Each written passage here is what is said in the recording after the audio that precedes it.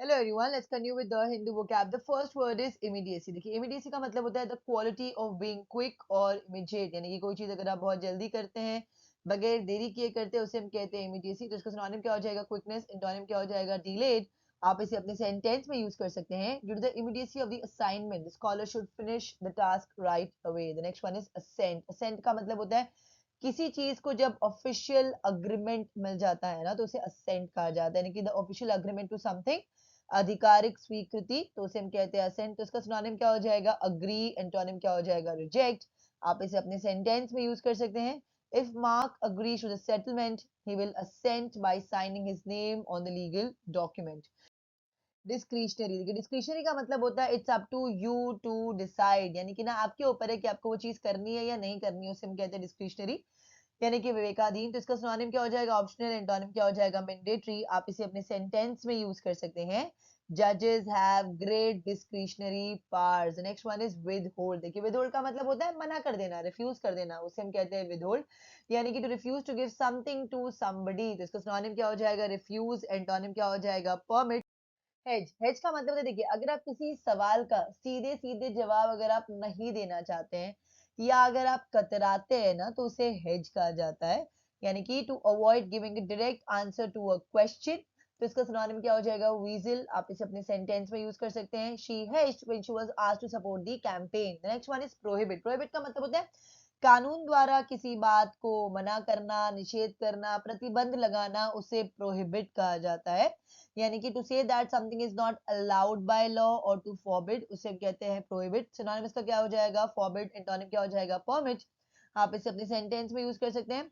The government decided to prohibit the import of toxic waste. The next, ought. देखिए, ought का मतलब होता है कोई काम जो आपको ना करना चाहिए, उसे ऑट कहते हैं। देखिए, ऑट को आप है ना तीन तरीके से यूज कर सकते हैं।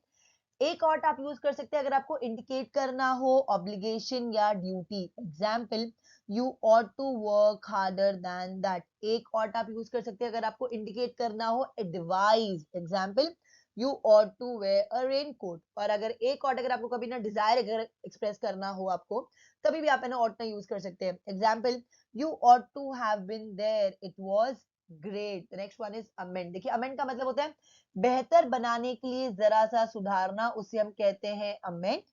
तो इसका सिनोनिम क्या हो जाएगा? एनहांस। एंटोनिम क्या हो जाएगा? वर्सन। आप इसे अपने सेंटेंस में यूज कर सकते हैं। The teacher advised him to amend his way of living. Gubernatorial. देखिए, गुबरनटोरियल का मतलब होता है, जैसे कि देखिए, जब हम लोग है ना प्रेसिडेंशियल बोलते हैं, तो प्रेसिडेंशियल का मतलब क्या होता है कि जो भी चीज ना प्रेसिडेंट से रिलेटेड है। अगर आप गुबरनटोरियल बोलते हैं, तो जो भी चीज ना गवर्नर से रिलेटेड है, यानी कि राज्यपाल से रिलेटेड है, उसे हम कहते हैं गुबरनटोरियल। आप इसे अपने सेंटेंस में यूज कर सकते हैं। Vaishali is an anchor and won the gubernatorial election as an independent candidate. The next one is impermissible. देखिए, जो भी चीज अलाउड नहीं है या परमिटेड नहीं है, यानी कि जिसकी मंजूरी ना हो, उसे impermissible कहा जाता है।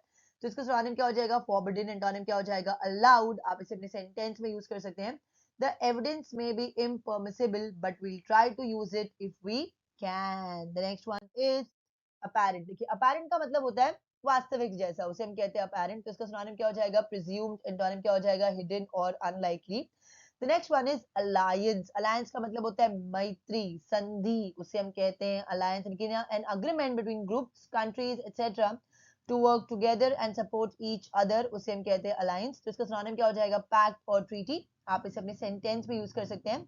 states seek to become stronger through alliance। The next one, counter part. देखिए, काउंटर पार्ट का मतलब होता है, समझिए कि अगर अभी आप एक कंपनी में है, वहां पे अगर आपका पोस्ट है डायरेक्टर का है, ठीक है, अगर कोई दूसरा पर्सन है जो किसी दूसरे कंपनी में या दूसरे ऑर्गेनाइजेशन में, अगर वो भी अगर ना सेम पोस्ट पर है, यानी कि वो भी अगर डायरेक्टर है ना, तो उसे आप काउंटर पार्ट कहेंगे। तो इसका सिनोनिम क्या हो जाएगा? कॉलीग। आप इसे अपने सेंटेंस में यूज कर सकते हैं।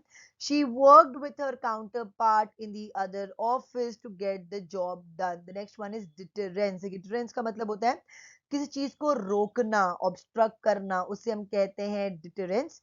Example, for most people the possibility of jail time is deterrence, but some hardened criminals will steal and kill away. The next one is stalemate. देखिए, स्टेलमेट का मतलब होता है एक ऐसा सिचुएशन किसी आर्ग्यूमेंट में ना जहाँ पे ना दोनों में से किसी भी साइड की अगर जीत नहीं हो तो उसे स्टेलमेट कहा जाता है।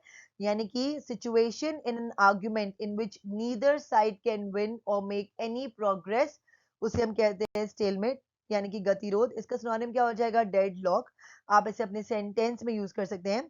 Discussions are logged in stalemate and the last one is skirmish। देखिए skirmish का मतलब होता है a short fight between groups of people, यानी कि लोगों के बीच की झड़प, उसे हम कहते हैं skirmish। तो इसका सिनोनिम क्या हो जाएगा? ब्रॉल। एंटोनिम क्या हो जाएगा? ट्रूस। आप इसे अपने सेंटेंस में यूज कर सकते हैं। Even though the skirmish they had was short, their friendship was never the same afterward। अगर आपको वीडियो अच्छा लगा तो इसे लाइक करें, शेयर करें, सब्सक्राइब करें। That's it. Thank you.